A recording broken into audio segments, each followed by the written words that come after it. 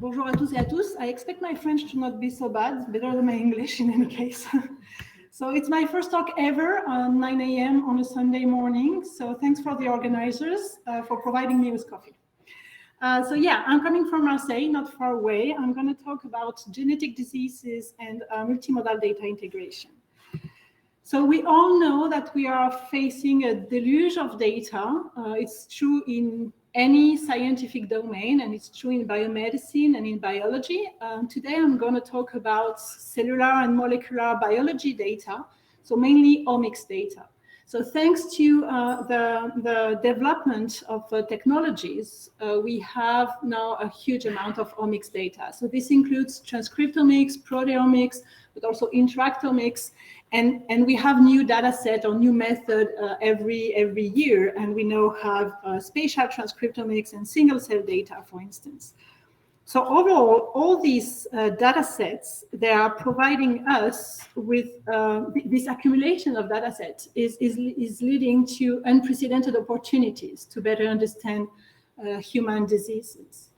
However, meaning we never had this amount of information. We never had so diverse information, including at different scales. We have data from cells to organs to population. So it's really a huge opportunity to better understand pathologies. However, these data sets, they are large, they are complex, and the bottleneck now lies in translating all this data into knowledge.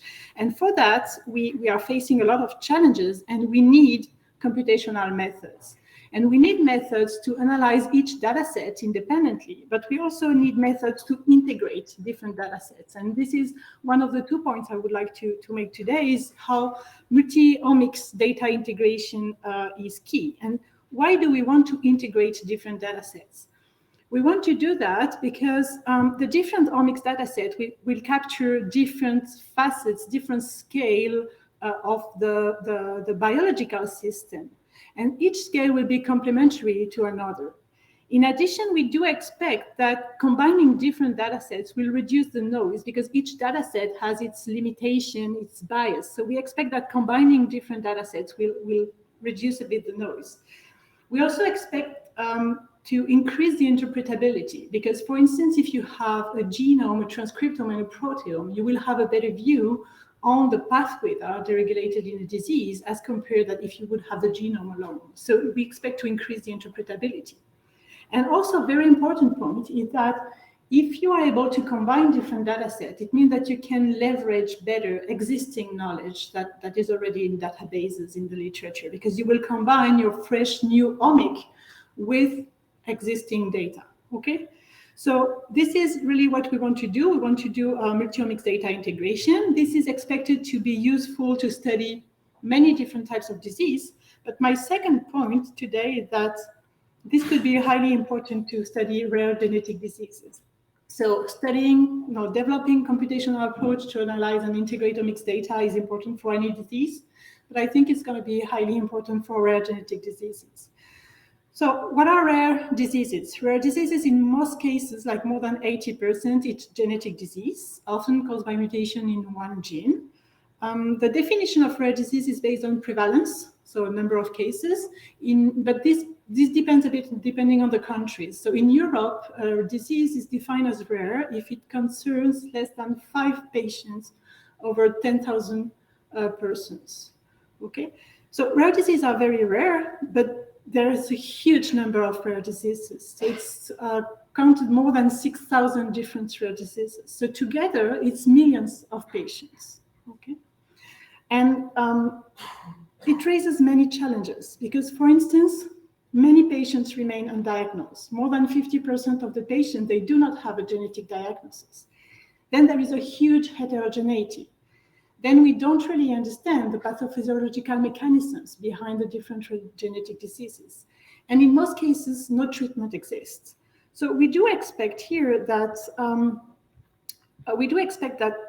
using multi-omics data, so our rationale is that using multi-omics data will really help to understand also these diseases.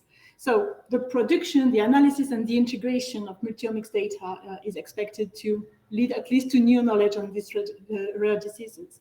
However, as I was saying at the beginning, we need computational approaches for that, and we need computational biologists to work on this topic, because there are specific features, characteristics of rare diseases which we have to take into account, okay? So what are these specific features or questions that we need to take into account when we work on rare diseases? The first question is that, is it really big data? Because in many cases, we have few samples. You can have 5 samples, for instance. It's not a lot, as compared when you work on cancer or on Alzheimer's, you have only 5 samples, but it could represent like half of the European population patients. So it's what we can do, we cannot do more. And in many cases, and this is true not only for rare disease, but it's true in many cases working on omics, is that we have much more features than samples. So you have 20,000 genes measured in transcriptomic analysis for 5 samples. So we have the curse of dimensionality here. Then we have, so it's not mentioned here, but of course we have the data access and data privacy issues that we have in many cases. But here also, how do you protect privacy if you have 5 patients and it's all the European patients, for instance? But we have also other issues with data quality, access, and incompleteness. We are working with real data, real patients. So we have missing data, we have biased data, and this is something that needs to be taken into account. And then working in biomedicine in general, it's not possible to have black boxes. We need to have explainable and interpretable methods. So we need to know why we're making some classification, prediction, and so on and so forth. So overall, we do need computational approaches that would be adapted to the study of rare diseases. And my point here is that my objective today is to show you that network approaches and network-based strategies can help to tackle all these challenges for data integration and for genetic diseases in particular. And so why do I think that networks are a good idea for that? Mainly because networks are great, okay? So networks, a few definitions here. Networks is a system in which you have nodes, for instance, could be genes or proteins that are connected by edges, which are, for instance, protein-protein interactions.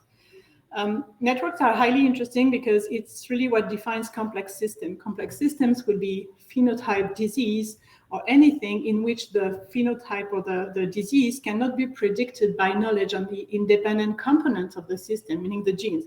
You cannot understand the disease using only the gene. You need to have the interactions in between the gene, because it's a complex system. And this is the heart of systems biology, in fact.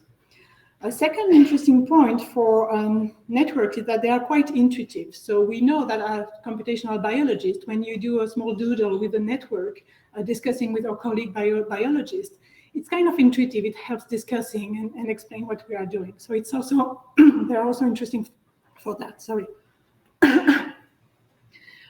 Then also another advantage of networks is that they are very good scaffold for integration, for integrating heterogeneous data.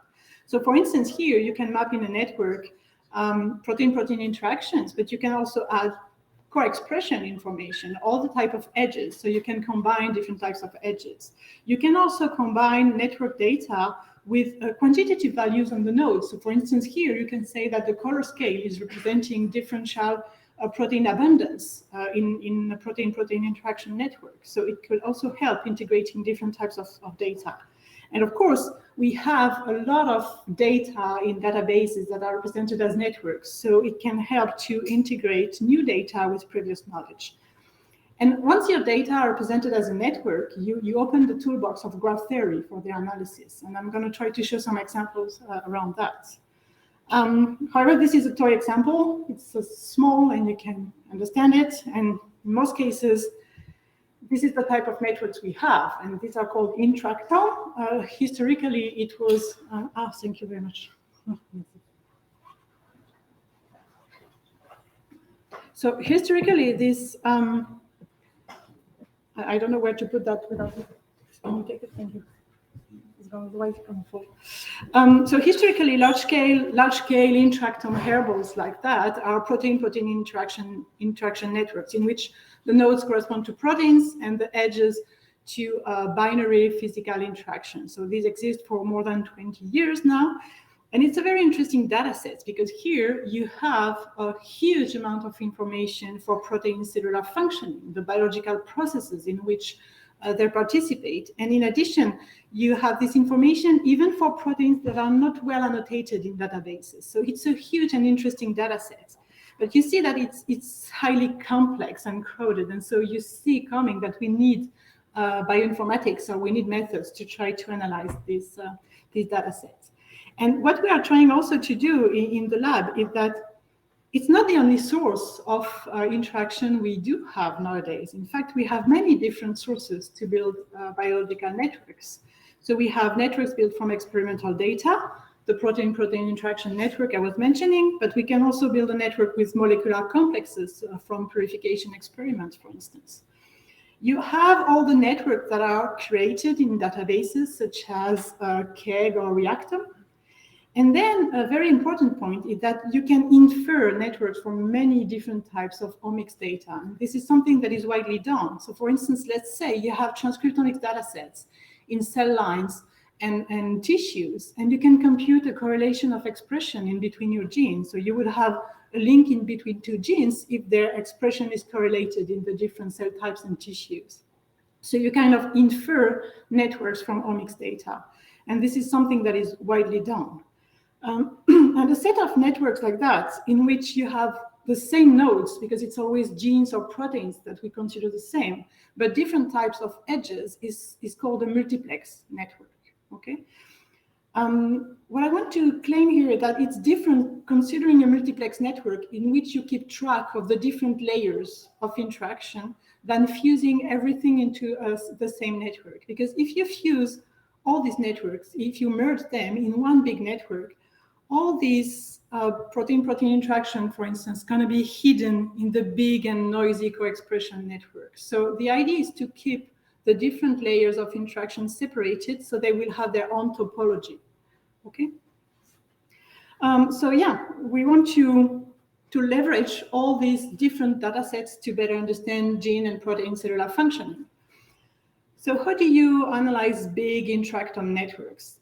There are different strategies, and one strategy which is widely used is the identification of communities. So the idea here is to split your network into subnetworks, which are called communities, also can be called functional modules, disease modules, and which are the functional units. So in a community, they have the nodes, the genes and the proteins have more interactions in between them than with the other communities.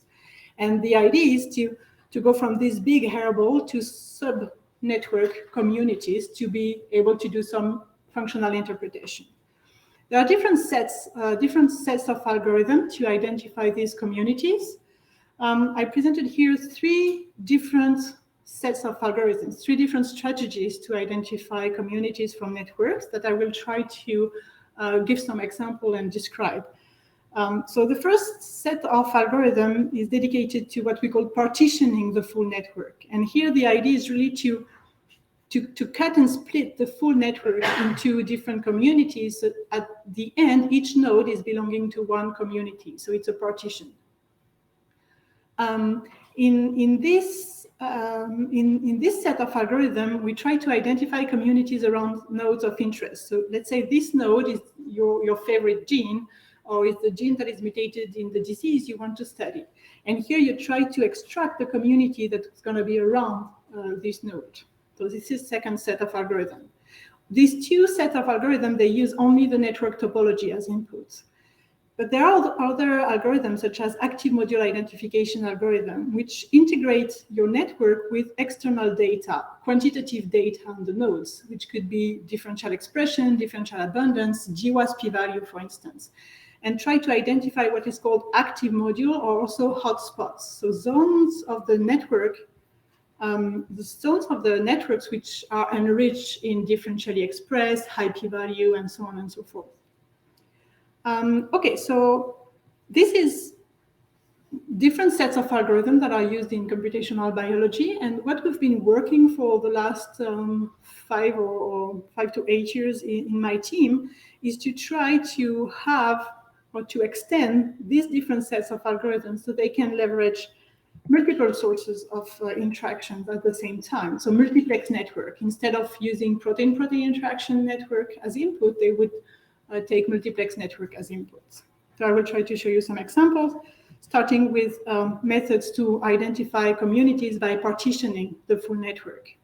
So for that, what we've been doing is extending the Louvain algorithm. So you might know the Louvain algorithm because it's widely used in single-cell data analysis. It's an algorithm that allows optimizing modularity to try to partition the network. And we did a version in which we optimized the multiplex modularity, the modularity computed on the multiplex network. So we did different tests. We've been showing what is the added value of using different network sources, and we showed that it improved. It improves the enrichment of the community that are identified. And we participated to a DREAM challenge dedicated to module identification, which was published a few years ago, and which also, I think, if you're interested in this question, you can read this paper because it's also raising some question on how do we identify, how do we evaluate this type of methods in a world where we do not have any gold standard for communities. Okay, so that was the communities obtained from the partitioning of the network. I do not have time to enter into the details, but we can discuss about that over the coffee. No problem. Then in the second step, I would like to show you an example on active module identification. So remember here, we are combining different types of data. We are combining biological network with quantitative values on the nodes. And in this case, for instance, RNA-seq transcriptomics data. We have RNA-seq differential expression in patients versus control, for instance, and we want to combine this information with a network to find subnetworks of interest, hotspots, or active modules, which would be like that. Zones of the network enriched in nodes with differential expression. This is not an easy task at all. It's an NP-complete problem because you have a huge space to explore. And there have been many different algorithms to try to do that over the years. And we came with a new algorithm here again for the sake of time. I do not have time to enter into the detail, but we proposed a multi-objective genetic algorithm, which is called Mogamoon, and which tried to optimize both the density of interaction of the subnetwork, density of interaction in the multiplex network, and the differential expression, so the average node score, to try to find those subnetworks that would provide a balance in between amount of edges and differential expression of the nodes. So I do not have time to explain how the multi-objective genetic algorithm is working. You can ask me a question after or during the coffee break. But I wanted to show you how we've been using that in a specific case of rare genetic diseases. We're interested in facioscapulohumeral dystrophy, which is a myopathy. So FSHD in short, it's caused by hypomethylation of a specific genomic region, which is called D4Z4. So it's not a mutated gene, it's hypomethylation of a genomic region. And it's not really clear what this hypomethylation is doing. What are the pathway, the cellular consequences of this hypomethylation? And so my colleagues, they have done transcriptomic data in patients versus control, so using muscle fibers derived from patient stem cells, and they identified gene differentially expressed. But they have very few, in fact. So we don't have a huge number of samples. I think we have 5 or 6 patients and 3 controls, something like that. So it's not a lot. And so the power is not very good. And so we have a very few number of differentially expressed genes, like 200, something like that. So when you do enrichment analysis over that, we do not have any specific pathways. So we try to apply our methods and to combine this transcriptomics data with a molecular network with Mogamoon. And in fact, we've been able to identify active modules of interest. For instance, here we have many interactions in between genes that are downregulated in patients and that are all involved in calcium uptake in muscle cells. And this is a function that has been validated experimentally. I don't know if the video is working, but yeah. Okay. And so I was short on these 2 approaches because I want to spend a bit more time on the last set of algorithms, which are dedicated to identifying communities around nodes of interest. So here, the idea is really to start from specific nodes on the network. And a very widely used algorithm that I want to detail is called random walk with restart algorithm. So it's widely used in bioinformatics for different applications. And the idea is to explore the networks around seeds, which are your node of interest. So how it works, you start with a seed node here, and you simulate a walker that's gonna walk randomly into the network. So I'm here, I can go there. When I'm there, I can go here, here, and here. I'm navigating around the edges like that. I can go randomly anywhere. But then at each step, I also have a non-zero probability to go back to the seed. So I'm navigating here, and I can go back to the seed. I'm navigating here, and I can go back to the seed. And you see that if you do that a lot, you have some nodes, because they are close to the seed and because they are highly connected, they're going to be visited a lot. Whereas other nodes that are far away from the seed, that are less connected, will be less visited. And this is a very smart way to define a kind of score, a kind of distance score from all the nodes of the networks with respect to the seed. And this is what is provided here in this toy model. You see that these two nodes, there are only one jump from the seed, only one edge, but they have a different score because this one is more connected, so it's going to be visited more by the walker, okay? So this is a way to define random walk with restart scores, which are proximity, distance, pertinence score from all the network nodes with respect to the seed. Here's a toy model, but imagine the seed is hidden in this big network. It means that you will have a score for all the network nodes with respect to the seed. And you can have more than one seed. You just do the restart in more than one seed. So it's quite convenient. And then once you have the scores, you can use that for many different subsequent analyses. You can do prioritization, you can do community identification, you can do embedding, you can do many, many different use of these scores. What we have been doing is extending this random walk with restart so it can navigate multiplex networks. So here, the walker is navigating one layer and jumping to another layer because remember, it's the same nodes, it's the genes and the proteins. So it can navigate from one layer to another. And so here you can have the scores, the random walk with restart scores for seeds hidden in many different big networks. And you still have scores for all the network nodes. So I will show you an example on how and why we are using this type of approach for a rare genetic disease. We are interested in premature aging diseases. So these diseases are, for instance, the most well-known disease is Hutchinson G4 progeria syndrome. So we have here a picture of Sam Burns, who is a patient suffering from this disease, here aged 16. So he was a great advocate for the disease and for raising awareness on this disease. But it's not the only premature aging disease. There are other, which for instance, Werner syndrome, Cockayne syndrome, they're often called progeroid syndrome. In many cases, the genes, the mutated genes have been deciphered, and these genes are involved in DNA repair. So we were wondering, are all these diseases which have a premature aging phenotype linked to mutation in DNA repair related genes? Okay, so we wanted to know if the phenotype was correlated with the function of the mutated genes. So for that, we first tried to collect all premature aging diseases. And for that, we used the human phenotype ontology, which has a phenotype called prematurely aged appearance. We took all the diseases that were annotated to this HPO phenotype or one of its descendants. And the first surprise was that it leads to 67 different diseases. So it's much more than what I was expecting at the beginning. And in OrphanNet, these 67 diseases are related to 131 genes. And when we do the word cloud, you see that LMNA is a gene that is mutated in different of this premature aging disease. The other ERCC, for instance, is also mutated in different disease. But in most cases, most genes are mutated only in one premature aging disease. So the question is still there. Are they all participating in DNA repair or not? I cannot really know with this word cloud. So that's exactly what we decided to do, this identification of communities for each disease. So what we did is that for each disease, we selected the mutated genes as seeds. So for instance, for Hutchinson G4 progeria syndrome, we have two, this disease can be caused by mutations in two different genes, LMNA and ZNPST24.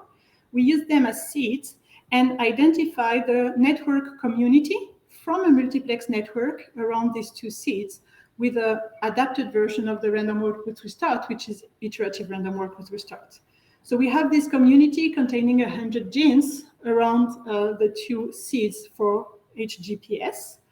And we do that for the different diseases. For instance, here I have the communities for Werner syndrome and Ehlers-Danlos syndrome. And now we have the communities for different diseases. We can, instead of comparing the genes, we compare the communities. Are these communities containing the same genes or not? And in fact, some communities have a strong overlap. So for instance, here, HGPS and Werner syndrome, the communities contain mainly the same nodes. Whereas this, Ehlers-Danlos, it's completely different nodes. So using that, we computed a distance between diseases based on their community overlap.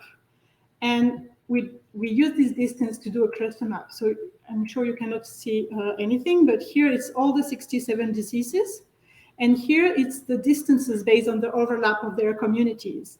And what we see is that the 67 diseases clustered in 6 groups, in fact. So we have here 1, 2, 3, so different. So it means that these communities share a lot of nodes. So the disease have similar communities, so we expect that they are involved in similar biological processes. And when we do the identification of processes, we found that here it's DNA repair. So this is, in fact, encompassing the classical progeroid syndromes.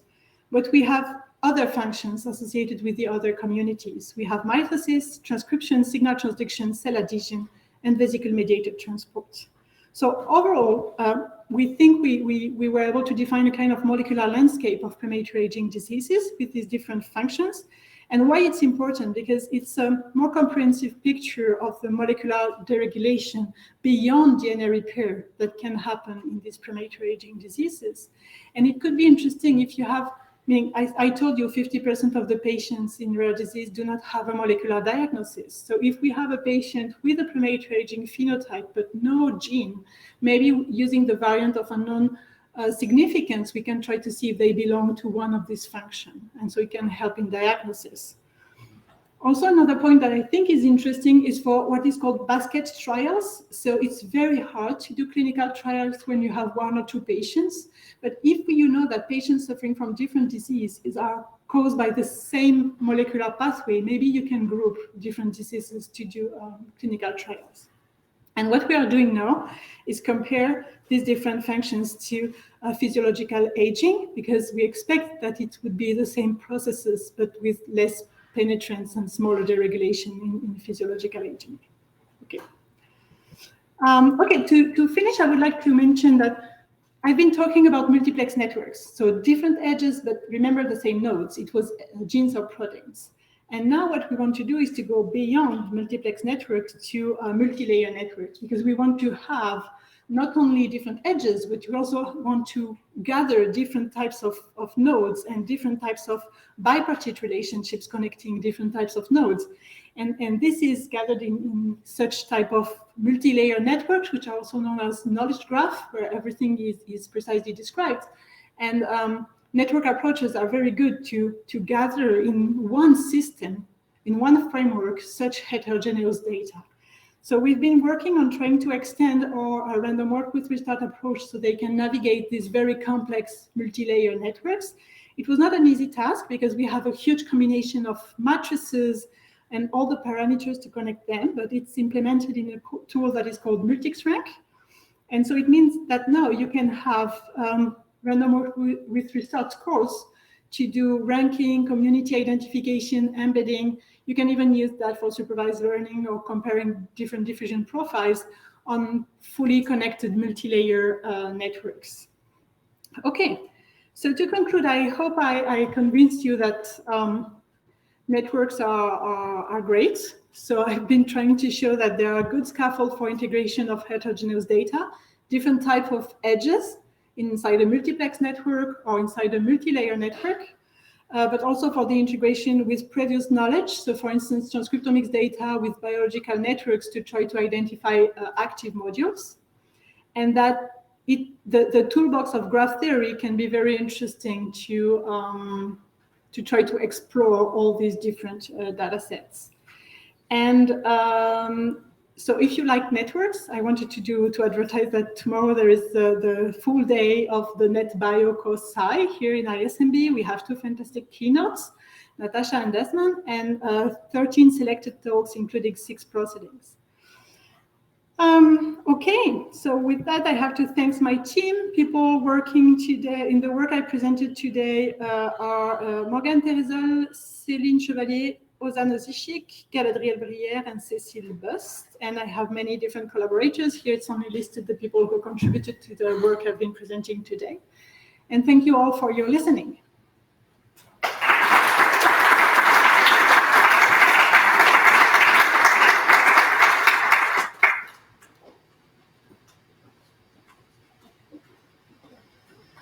I just need to speak here so that they listen at home. So, thank you very much for your brilliant talk. It is by far the most interesting talk I've heard on a Sunday morning, really early. So, please, if you have any questions, Mirko is here with the microphone, so you can ask the questions. I just kindly ask you if you can repeat part of the questions so that people at home can hear about it. Thank you. Okay, Laura, you have a question?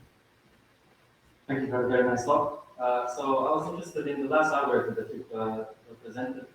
I can imagine that the end network that you get from a node would highly depend on the probability of restart. So how does one choose this probability? So the question is, how do we define the restart parameter in the random walk with restart? So what we have been trying, so not on this work, but on the previous one, is that it's not so impactful, because finally the restart node is going to have a very high probability, and the neighbors also.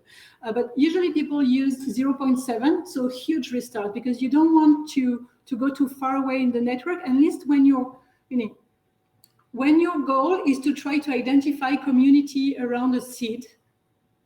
Okay, so you want to be very local. So you set up a restart parameter which is high, because you don't need to go too far away. So usually we use 0.7, and we did some tests initially with 0.1, 2, 3, 4, 5, and it was changing slightly the ranking, but not so much. But it's something that maybe needs to be investigated a bit more. There are some other random walk which have a different strategy, so they do not restart. They allow for a number of jump. So this is, for instance, what is doing Not2Vec. And it's leading to different results. But yeah, it's something that would need more investigation, I guess. Thank you. So in the actually quite big plot that you showed of the 2 diseases having the same network, that was also 2.7. That's kind of surprising to result in such a big network. Here, yeah, it's a 0.7, but here we implemented a slightly different algorithm, which is called iterative random walk. So what we did here, because we wanted to have really packed community, so what we did is that we implemented the 0.7 random walk with restart. We do 1 convergence, and then we take the top scoring node and we put it in the bag of seeds. And then we repeat and put it in the bag of seeds. And I think it's leading to something that is more packed. But it's also something we want to investigate a bit more. What are the difference between doing this iterative version versus the normal version? We didn't have time to do that, but it's a very interesting question. Very, very interesting. Thank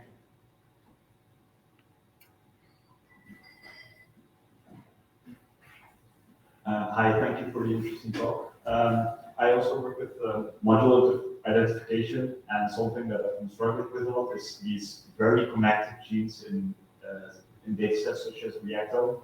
I was wondering if you also have issue with these highly connected genes that show up in any module or in module identification or in the random walk, and what you do to alleviate that problem. Yeah, so of course, this type of algorithm are highly biased towards hubs. So we identify hubs. Then it's always a chicken and egg problem. So the hubs are hubs because they are more studied, because they are very important. So I had difficulties removing hubs, because you have P53. Okay, it's boring. We always have P53.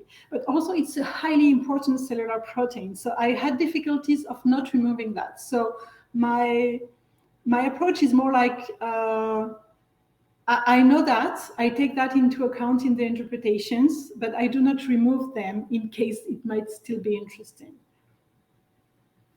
But so some algorithms. Sorry, I wanted to.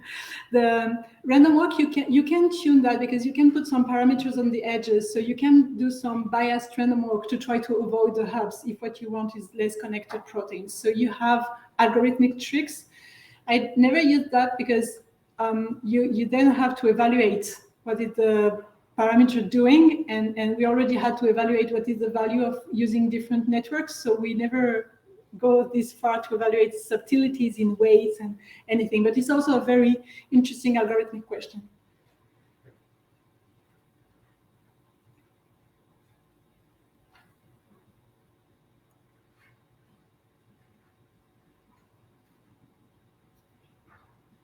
Hi there, thanks for the talk. So I think if you go forward a couple of slides, you had essentially transition probabilities between the different layers, or deltas in the languages. This one? Yes. So those are essentially inducing distances between the various things. How do you end up choosing those parameters? I imagine quite sensitive to them. So the question is, how do we tune the parameters in the random walk? So what we did is something homogeneous. So we defined the transition probability to be equivalent in the bipartite and in the different layers. But of course, this can be tuned. So for testing the algorithm, it's a bit the same answer as previously, that we already had to show that it was interesting and giving different results to consider different layers. So we didn't go to the level of detail of tuning the parameters. But that's true for simulation and test. In real case applications, when working with specific disease, we lowered the input from the co-expression network, which is very big and noisy. And so we tuned the parameters so it restarts less in the co-expression network. But for the others, we did something quite homogeneous because it's already leading a lot of interesting results, and we never had the necessity to tune. But if you know a priori that one multiplex, one layer is not good, you can just put it lower weights. Thank you very much.